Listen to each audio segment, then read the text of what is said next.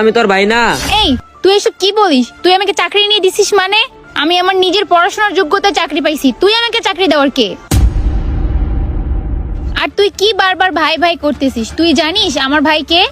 আমার ভাই জয়পুরহাট সুগার মিলের ম্যানেজার, আর আমার ভাইয়ের জন্যই আমার চাকরিটা হয়েছে। আর তুই কে রে এখানে এসে বারবার আমাকে চাকরি দেওয়ার কথা বলতেছিস? ভাই আপনার মনে হয় কোথাও ভুল হইতেছে। ও যেহেতু তোমার বোন হইতো তাহলে ঠিকই ভাইয়ের পরিচয়টা দিত। আরে স্যার, ওই ইতিম ছেলেটা না যারা আপনি টাকা দিয়ে হেল্প করলেন ওই দিন? আরে হ্যাঁ হ্যাঁ, ওই ছেলেটাই তো। নিশ্চয়ই কোনো ঝামেলার মধ্যে পড়ছে, চলো তো দেখি।